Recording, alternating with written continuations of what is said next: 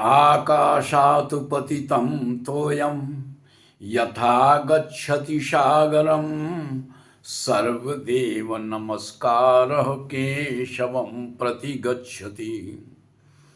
सुप्रभात देवियों एवं सज्जनों, कृष्ण संदेश सुधा चैनल के माध्यम से मैं धर्म प्रकाश भदौरिया गीता विश्लेषक गीता की ज्ञान गंगा में अवगाहन हेतु उपस्थित एवं मधुसूदन भगवान कृष्ण के चरणों में अगाध निष्ठा रखने वाले आप सभी प्रबुद्ध एवं विद्वान श्रोताओं का हार्दिक अभिनंदन एवं कोटि कोटि वंदन करता हूं।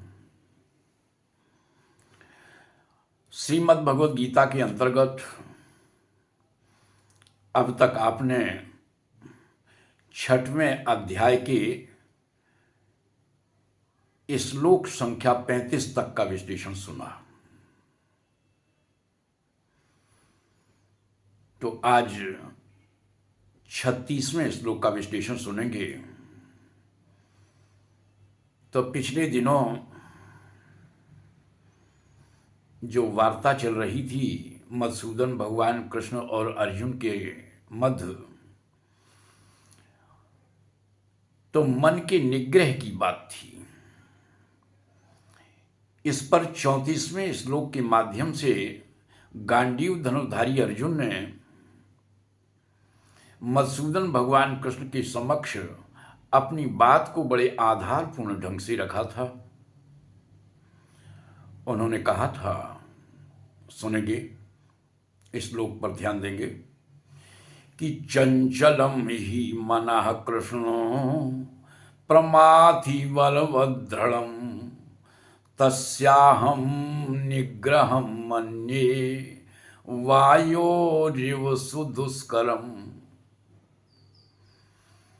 अर्जुन ने बताया था कि कृष्ण मन का निग्रह इतना दुष्कर है जिस तरीके से कोई वायु के प्रवाह को रोकने का प्रयास करे। क्यों? क्योंकि मन स्वभाव से चंचल है,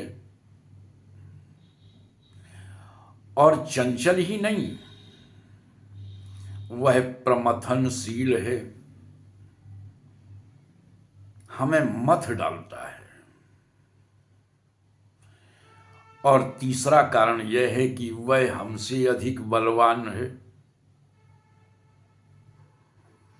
और चौथी बात, उसमें हठधर्मिता है, वह दुराग्रही है, दृढ़ है, हठी है,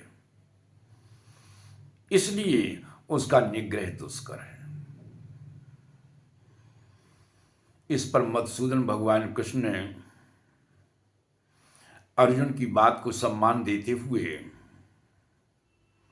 बताया था कि असंशयम महाबाहो मनो दुर्निग्रहं चलम अभ्यासेन तु कौन्तेयो वैराग्येण च गृह्यते। इस श्लोक में मधुसूदन भगवान कृष्ण के द्वारा अर्जुन को 2 विशेषण दिए गए हैं। एक तो महाबाहु नाम से संबोधित किया और दूसरा कौन्तेय कहकर।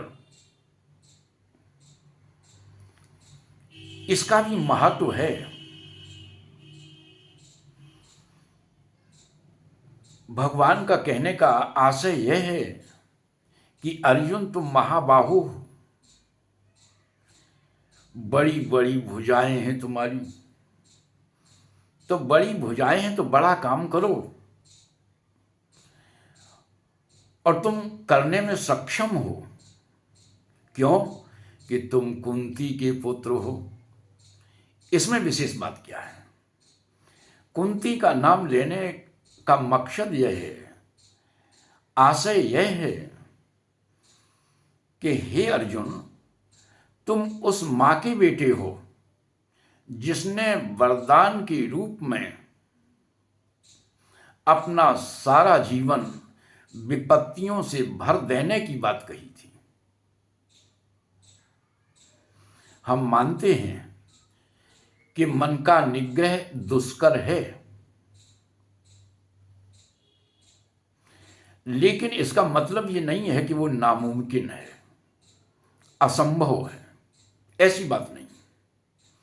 यानी मन का निग्रह हो सकता है, उसके लिए दो बातें बताई थी कि अभ्यासेन तु कौन्तेयो वैराग्येन च गृह्यते। अभ्यास के माध्यम से और वैराग के माध्यम से मन का निग्रह संभव है। अब इसके आगे मधुसूदन भगवान कृष्ण क्या बताते हैं, बड़े ध्यान से सुनेंगे, आप लोगों को बेहद आनंद आएगा, क्योंकि विषय आप लोगों के स्वभाव के अनुरूप है, यानी ज्ञानप्रद है। तो पूर्व की तरह सर्वप्रथम इस श्लोक का श्रवण पान करेंगे, तत्पश्चात मेरे द्वारा किए जाने वाले विश्लेषण का आनंद लेंगे। तो सुनते हैं 36वां श्लोक कि असंयतात्मना योगो दुष्प्राप्य इति मे मतिः वश्यात्मना तु यतता शक्यो माप्तुमुपायतः। इस श्लोक के माध्यम से यह स्पष्ट है कि जिसका मन बस में है उसके लिए योग सिद्धि अवश्यम भावी है, और जिसका मन बस में नहीं है, असंयत है, उसके लिए दुष्कर है। यहां पर मन की चंचलता की बात खत्म हो गई। यहां पर दूसरी बात कही मधुसूदन भगवान ने, तो वो कहते हैं कि योग सिद्धि में यदि योग के क्षेत्र में कोई साधक सफलता चाहता है, योग की सिद्धि में मन का वश में न होना जितनी बड़ी बाधा है, उतनी बाधा मन की चंचलता में नहीं है। तो सबसे मुख्य बात यह है कि मन बस में हो। उदाहरण के तौर पर ऐसी समझ लें कि जिस प्रकार से एक पतिव्रता स्त्री अपने पातिव्रत धर्म का निर्वहन करते हुए वह अपने मन को बस में रखती है, उसका मन संयत होता है, वह मन को एकाग्र नहीं करती, मन की चंचलता पर ध्यान नहीं देती। इसी प्रकार एक योगी के लिए मन का वश में होना अत्यंत आवश्यक है।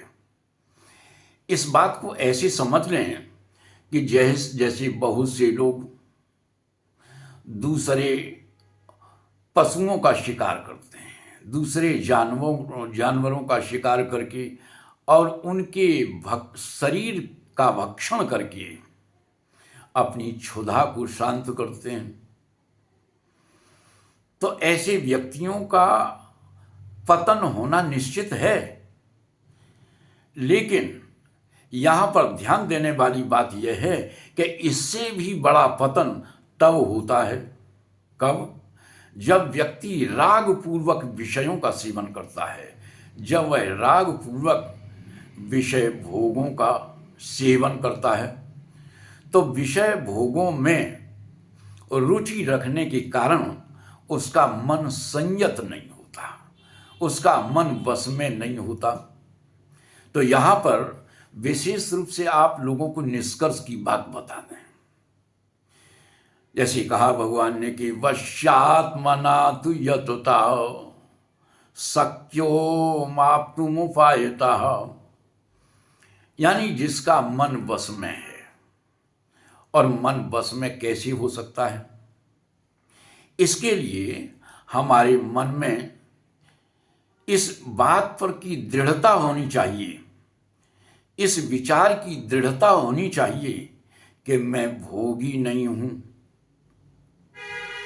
फिर मैं जिज्ञासु हूं, मेरा उद्देश्य मात्र तत्व ज्ञान की प्राप्ति है, आत्म साक्षात करने की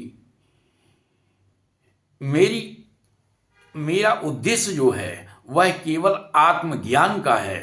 जब इस तरह की व्यक्ति की धारणा में परिपक्वता होती है तो उसका मन स्वाभाविक रूप से वश में हो जाता है।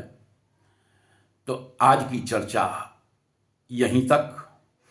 आज की ज्ञान चर्चा में यदि सचमुच आप लोगों को आनंद की अनुभूति हुई हो तो हम आपसे यही अपेक्षा करते हैं कि हमारे वीडियो को ज़्यादा से ज़्यादा लाइक करें, शेयर करें, अपनी आख्या दें, और यदि आप नए हैं तो चैनल को सब्सक्राइब कर बेल आइकन को अवश्य दबाएं, ताकि जो भी वीडियोस हमारे माध्यम से बनाए जाएं वे सब समय पर स्वाभाविक रूप से आप लोगों को उपलब्ध होते रहें।